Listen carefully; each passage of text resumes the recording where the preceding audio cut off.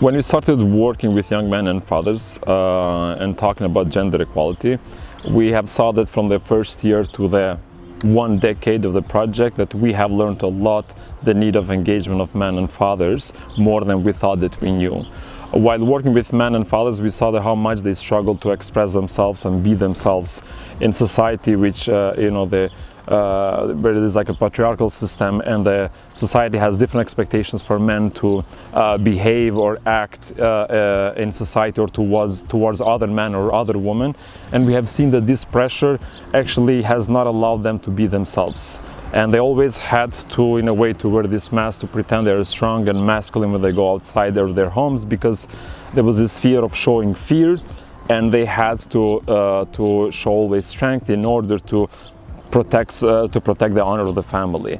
And we have seen that how much this harms them, because they are not being honest with themselves, they are not being honest with other people around them, and it's not the attitudes that they want to express, but there is attitudes that it is expected from them by society. And that's why we were trying to help them express emotions such as like love or like, happiness, at the same time realize that not everything should be dependent on them to keep the family and maintain or bring the goods in the family, but when duties are shared, there is a happiness in the families. Ako pogledamo najrazvijenija društva na svetu, vidimo da baš u njima rodna ravnopravnost je najzastupljenija, što će reći da pored žena i muškarci imaju izuzetno veliku korist od rodne ravnopravnosti. Dakle, ako bih vas pitao sad da li biste radije živjeli u jednoj ultra razvijenoj Nemačkoj ili Velikoj Britaniji ili biste živjeli u Turkmenistanu, pretpostavljam uz dužno poštovanje Turkmenistancima da ćete da kažete, da ćete da navedete neku zapadnoevropsku zemlju, zato što je tamo blagostanje mnogo veće nego što je, na primjer, u jednom Turkmenistanu. I gle slučaja, gle čuda, upravo su te zapadnoevropske zemlje mnogo više imale korist i u njima u suštini postoji ta rodna ravnopravnost. I dakle, naučno je dokazano, nije ovo nešto sam sad izmislio, nego je naučno dokazano da zemlje u kojima postoji rodna ravnopravnost imaju veći ekonomski rast nego zemlje u kojima te rodne ravnopravnosti nema ili postoji samo u tragovima.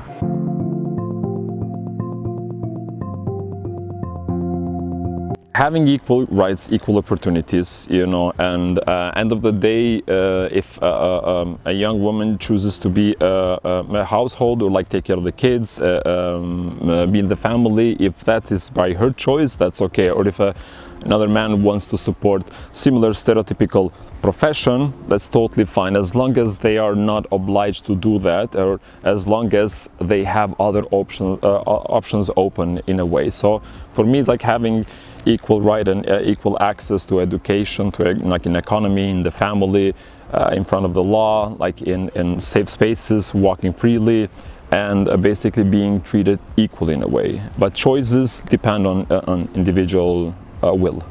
Za mene rodna ravnopravnost kad umem sam da očistim kuću, da usisam, da počistim prašinu, da prostrem veš, da skuvam ručak. Međutim, ne znam da skuvam ručak, to i dalje ne znam, to radi supruga, ali eto, kako za kog muškarca? Znači, to treba da bude nešto jako praktično, dakle, obavljanje nekih kućnih poslova, ali pored toga ja bih naglasio i važnost da žene nasleđuju imovinu. Jer, na primjer, na Kosovu trenutno imamo tek neki 12-13% žena koje nasleđuju imovinu u porodici, što je drastično manje od bilo koje razvijene zemlje. Tako da mislim da je to neko praktično primenjivo sredstvo za rodnu ravnopravnost.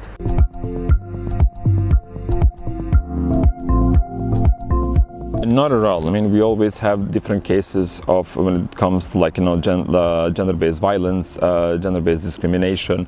We still struggle with, which I would say, the most basic, fundamental issues we have in textbooks. Still discriminatory language towards young women, basically planting the seed of inferiority, and when it comes to men, making them more powerful and dominant in a way. So there is gender inequalities in every field, and that was one of the issues, because when you start to contribute to an equal society, sometimes you get lost because you don't know where to start. Like, I mean, what media promotes, what, again, I'm saying system of education promotes, what we see in parliament, what we see in business field where like men are leading higher positions, numbers show themselves. So we see through the numbers like how there is this balance between men and women in not just in the Kosovo but in the Balkan region. Nikako nisu ravnopravne, očigledno da nisu ravnopravne.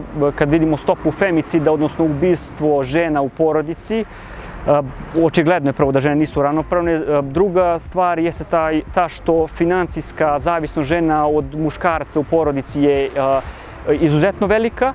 I ja bih naveo to kao dva glavna primjera zašto na Kosovu danas ne postoji rodna ravnopravnost.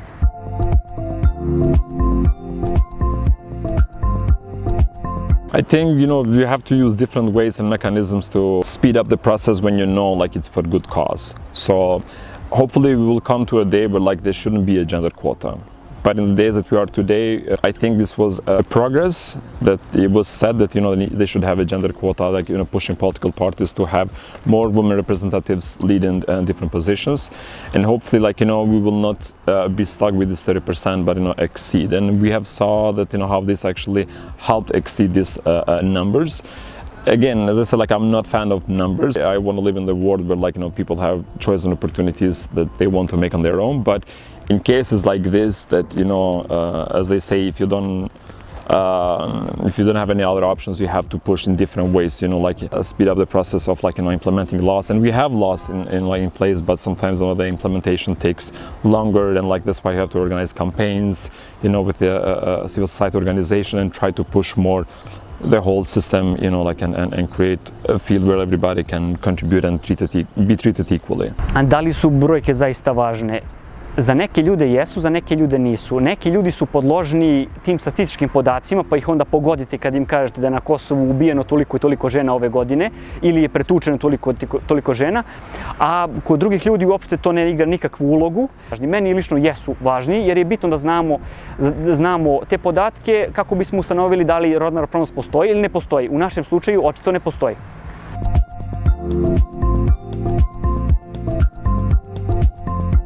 I think one of the things we always try to promote was to be themselves, and in that way they will find happiness. When we involve young men to talk about gender equality, we're not doing this as a favor to a woman. We're doing that too, but I'm saying they should keep thinking as well that this is needed for them as well. For their own sake, and to not see this as oh, I'm going there to help.